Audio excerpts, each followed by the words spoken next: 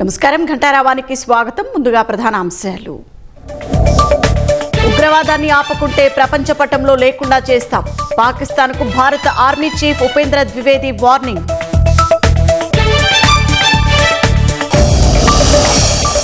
కరూర్ తొక్కిసలాట ఘటనపై సిట్ విచారణకు మద్రాస్ హైకోర్టు ఆదేశం. తమిళనాడులో బహిరంగ సభలు పెట్టొద్దంటూ ఉత్తర్వులు. సచివాలయంలో కొనసాగుతున్న మంత్రివర్గ సమావేశం. ఆటో క్యాబ్ డ్రైవర్లకు 15,000 ప్రతిపాదనకు కేబినెట్ ఆమోదం.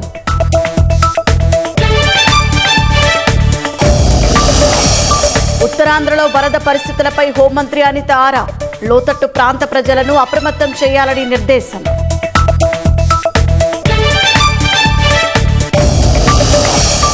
సైబర్ వేధింపులను తన కుమార్తె ఎదుర్కొందన్న అక్షయ్ కుమార్. పాఠశాలలో విద్యార్థులకు అవగాహన కల్పించాలని సూచన.